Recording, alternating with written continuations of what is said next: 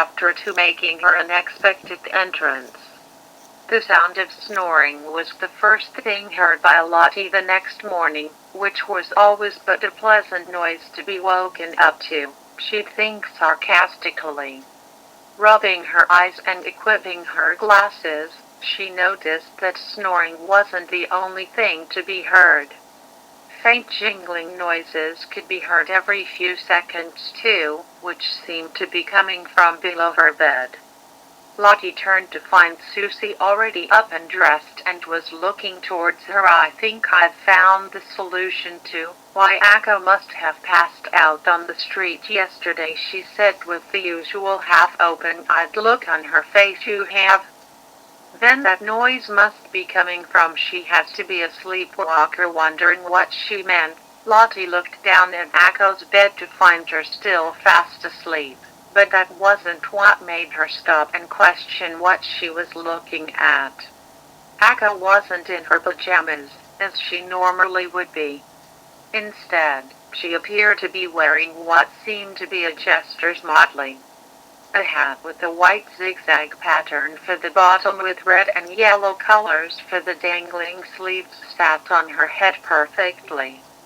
Below a white zigzag-shaped neckpiece was a dress with red and yellow colors which had splits near the lower half in white showing at the bottom of it, and puffy sleeves with one red and the other yellow, followed by white zigzag flaps below them. On her arms were elbow-length arm gloves, both the same red and yellow color scheme as the rest of the outfit, followed up by knee-length boots that curled at the tips. One boot red and the other yellow with white zigzag-shaped flaps at the top. Many jingling bells were all around the outfit, from the dangling sleeves of the hat, the tips of the zigzag-shaped neckpiece, sleeves and boots, the splits of her dress and lately the tips of her boots. Lottie was a little lost for words and raised an eyebrow. She put on her glasses, climbed down from her bed and stood up staring down at Akko still in total confusion. Where did this come from? Did she use the clothes transformation spell on herself somehow? Doubtful. She's never tried that one yet, Susie followed. Unless she brought something from the costume shop yesterday, but she had nothing on her when I found her. Unless she used an object transformation spell to shrink the outfit into her pocket or something. But she's nowhere close to nailing that spell. "Well, I'm stumped," Susie said, as she turned around. "I'm heading off to the cafeteria. Breakfast is calling. Don't you want to wait for us first?" Akko could wake up at any moment with snoring like that. "She'll be a while." "You may as well come along. You go on ahead," Lottie said, turning her eye contact towards Susie. "I'm gonna stay and keep a check on Akko. I'm a little bit concerned about this." "Sure. Feel free to fill me in if you find out anything." "Got it," Lottie nodded, as Susie left the room. Turning back to look at Akko, she sat down at her desk and waited. It took some time for Akko to finally awaken, much to the mercy of Lottie's ears from having to hear her snoring. Breakfast had already passed and her stomach was growling, but she'd said to herself that Akko was more important than that. Akko stretched her arms and legs, causing the bells on her outfit to jingle, something she wasn't aware of just yet. "Good morning, world," she said in a woozy voice, as she turned to notice Lottie watching her. "Oh, morning, Lottie," she smiled, rubbing her right hand against her face. "Did you sleep this time?" She noticed the jingling as well as the yellow arm glove. "What's this?" "That's the question I want to know," Lottie said, as Akko examined her clothing fully, with an appropriate jump of shock, as she banged her bed on Lottie's bed from above. "Careful!" Lottie cried. "Are you okay?" "What is going on here?" she cried, rubbing her head after the impact. "Whose idea was it to pull this prank during the night?" "Well, It wasn't Susie or me. I'd never pull this kind of prank on you, and I doubt she would either. The nerve of whoever's behind this, Akko said. Rather angry and getting out her wand. I'm not the fool of the school. She aimed her wand upwards, ready to perform a spell, only to stay in that pose and not budge. It took 5 seconds of motionless silence for Lottie to speak. I don't think you know any clothes transformation spells. If I know what you're trying to do yet, Akko admitted, finally moving again. I can do it for you, she offered, as she got her wand out. Thanks, Lottie. Akko sighed with relief. I don't know what I'd do without you. No problem. She pointed her wand towards Akko and chanted the words Metamorphosis, the spell that could transform the user or another's clothes into anything of their desire. In the puff of smoke, Lottie waited to see if the spell did its job, but to her surprise, when the smoke cleared, Akko's jester attire still remained. What the hell? Are you messing with me? Akko asked in confused annoyance. No, not at all. I don't understand why nothing happened. Lottie panicked nervously. Maybe I didn't perform it correctly. Let me try again. She did so with the panic of Akko's reaction in her mind almost breaking her concentration. The results were the same. Nothing had happened, which now caused Akko to panic a little. How about I try a spell on myself? She shivered as she tried to focus on something, raising her wand, once an idea came to her. Metamorphosis, yes, she called out, which was the transformation spell Akko had been practicing with Professor Ursula. This time, though, was worse, as not even any magic was being produced from the wand. As Akko began to panic further, she tried other spells on herself, which all still did nothing. This can't be, she said, feeling defeated. What am I doing wrong?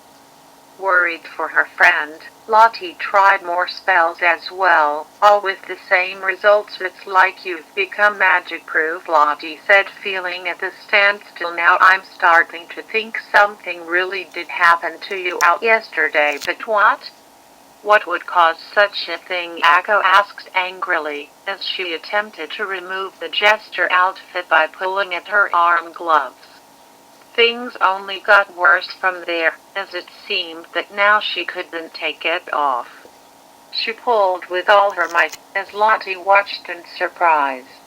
Come on, Akko strained to the point of biting the top of the right glove with her teeth, only resulting in them digging into her skin and causing pain. This is getting really weird, Lottie said, almost thunderstruck. Try taking off the hat.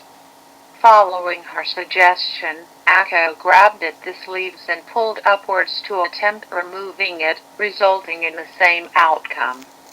The entire outfit couldn't be removed and seemed indestructible from how much Akko tried to tear the thing off. She collapsed to the floor with a loud jingle of her bells from pulling the hat sleeves from behind her head.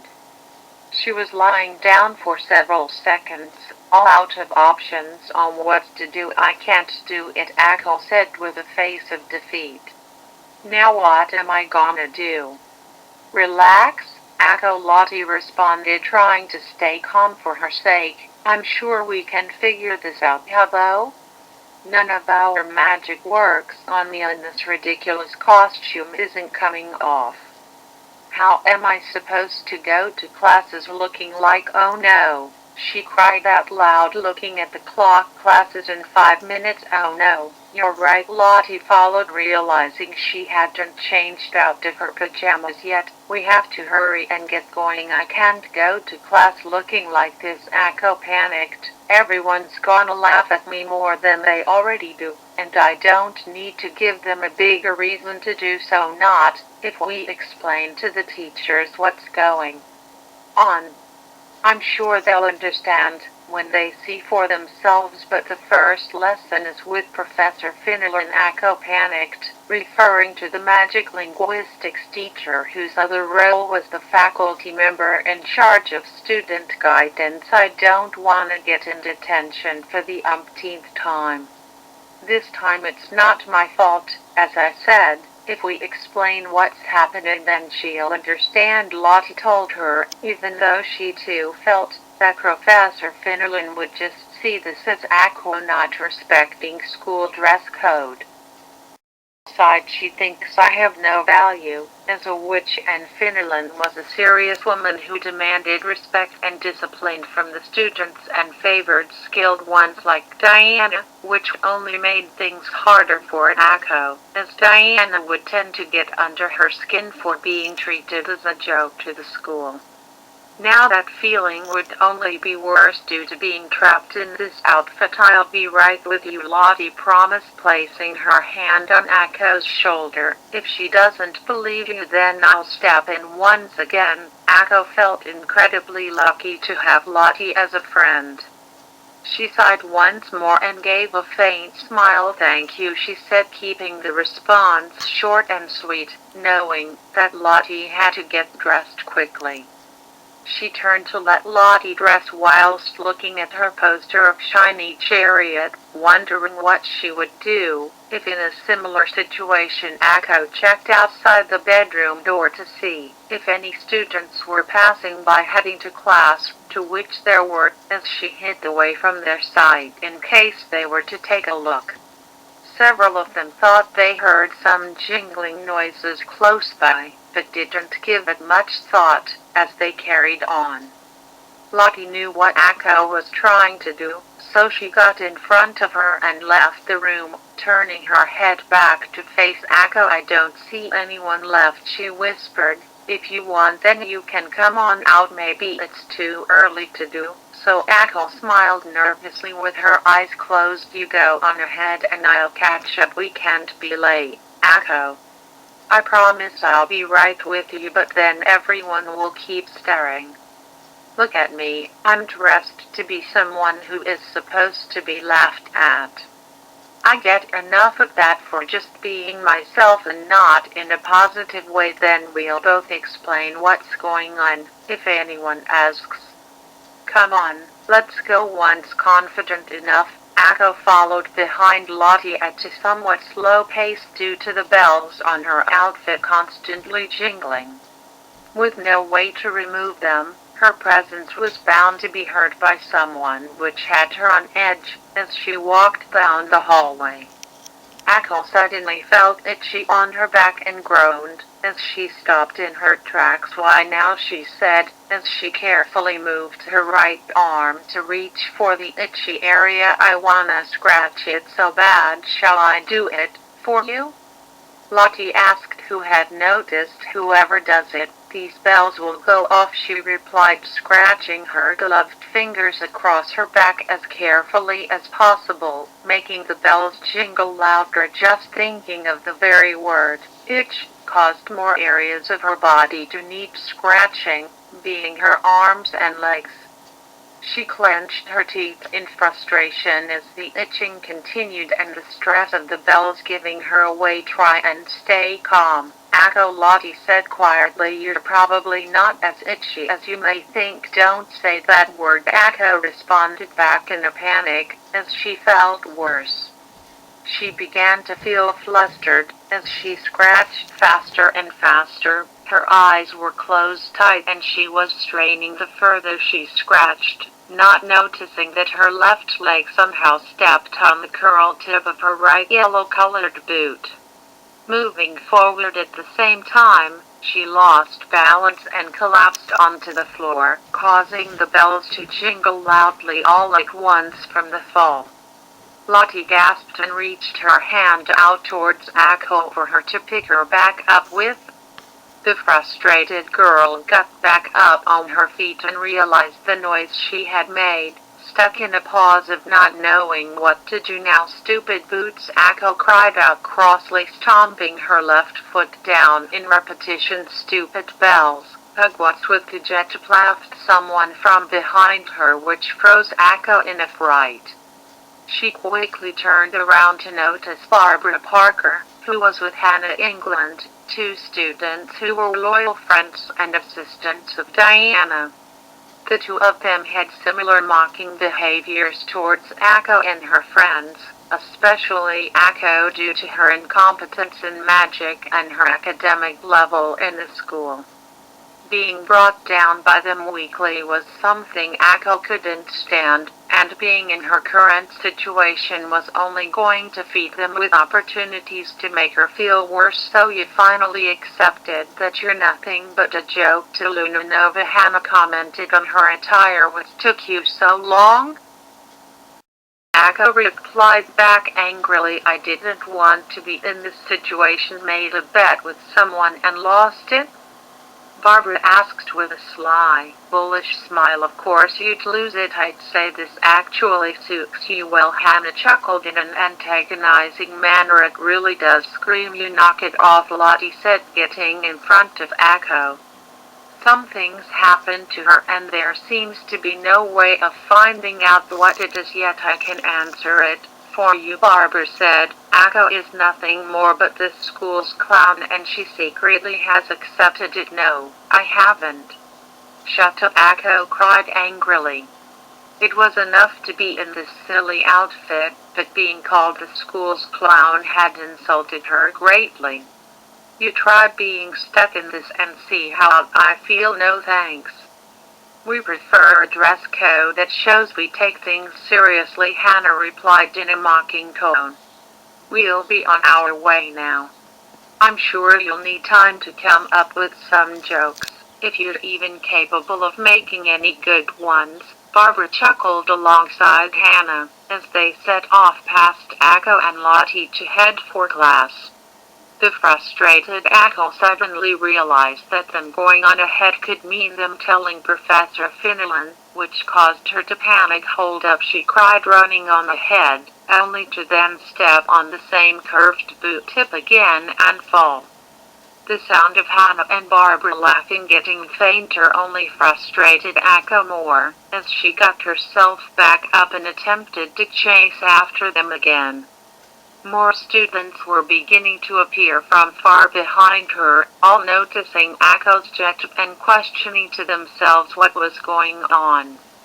Lottie looked back quickly, sighed, then turned to catch up with Akko in the hopes of getting her to calm down. Don't let them get under your skin, she said, placing her hand on Akko's shoulder, which caused her to stop. You're only going to make things worse for yourself and let them go on ahead to tell the teacher. No way, she said somewhat anxiously. I'm not the school's clown. That comment's really hurt you, hasn't it? Kinda. Akko didn't want to fully admit it, but her silence was all the evidence Lottie needed to get the truth. We're almost at class now, so let's just carry on and explain what's happened. No need, Akko sighed. No doubt those guys would have told Professor Finnelan by now. Akko walked on forward, her head looking at the ground and arms dangling down with a look of defeat, as she approached the door. Other students from behind Lottie kept staring towards Akko and wondered what was going on. The second Akko walked into magic linguistics class, she noticed Susie was already at her desk, as well as Hannah and Barbara at theirs, who both looked down at Akko for a brief second before she noticed. They eagerly awaited how the teacher would react to Akko's attire, with smiles on their faces. Professor Finnelan was at her desk watching everybody walk in and greeting them, and as to be expected, she took a look at Akko, still looking down at the ground, feeling completely embarrassed, and immediately a reaction came out. Miss Kaguri, she said in confusion, standing up from her seat. Just what on earth are you wearing? Wait, did Hannah and Barbara not tell her? Akko wondered, as she raised her head up slightly.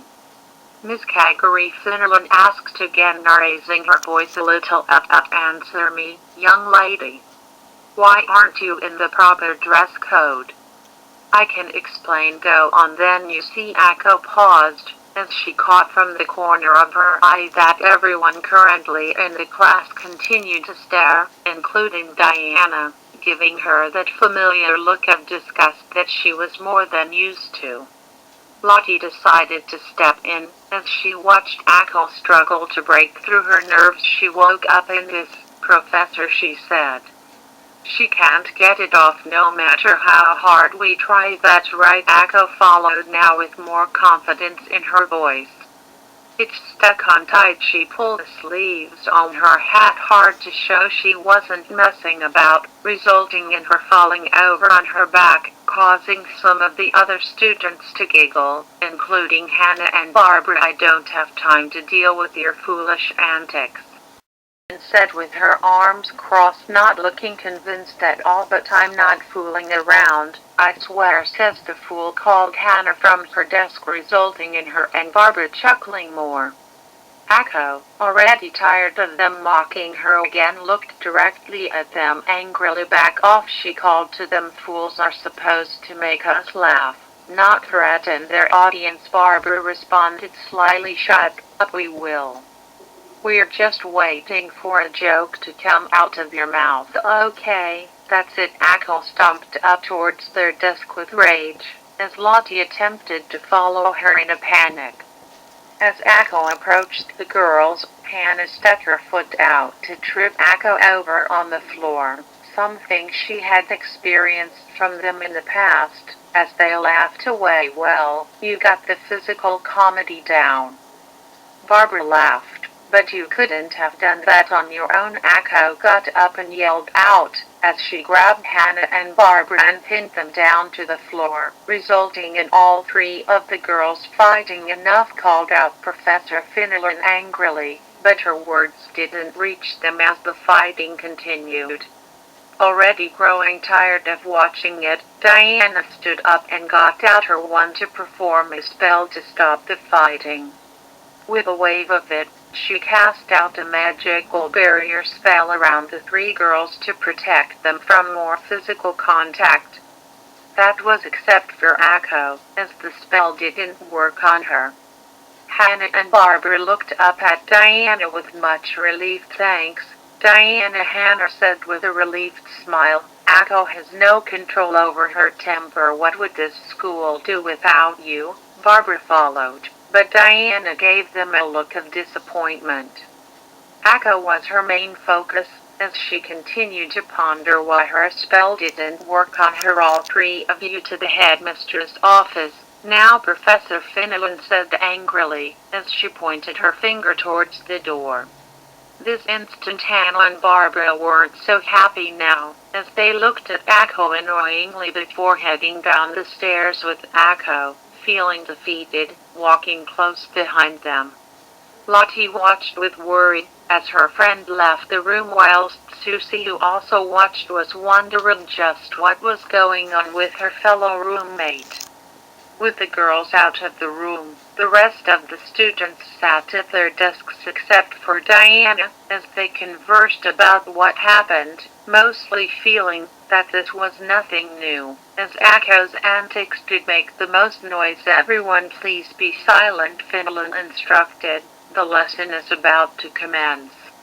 What happened has happened, so let's focus." "Actually, Professor," Diana said, standing up from her desk, "I hate to ask, but may I be excused for a moment?" "For what reason?" "Forgive me, but I seem to have forgotten the appropriate books for the class. May I quickly go back to my dorm room and collect them?" "That's rather unlike you to be unprepared," Finnelan responded surprisingly. "I would usually expect you to be on the mark, but I suppose one can always make mistakes. I'll let you do so, but I do not expect this to happen again." "It won't." "Thank you and apologies," she said before leaving the room. With Finnelan believing her bluff, Diana took off in the opposite direction to head towards Miranda Holbrook's office, Luna Nova's 44th headmistress. Her spell not working on Akko had been bothering her since she stopped the fight, and she simply had to find out any traces of information, no matter how small. I am rather disappointed in you all, Holbrook said, having been told the whole situation. I do not expect fighting to be going on in class from any of you. She started it, though, Hannah said, putting on a distressed voice which instantly triggered Akko again. She and Barbara insulted me over and over again, Akko argued, pointing toward them, none of which should have happened at all. Holbrook said in her calm tone, I hope you realize this will mean detention for all three of you, but that's not fair, Barbara cried out in annoyance. Akko causes more trouble than anyone else here. That dumb outfit of hers couldn't be more befitting of such a disgrace. Do you want your detention to be extended? Holbrook asked, which stopped Barbara immediately. No, she said, then do not throw any more insults, thank you. You are to return to your class and come back here for your detention afterwards. Failure to show up on time will result in it being extended. Yes, Mrs. Holbrook.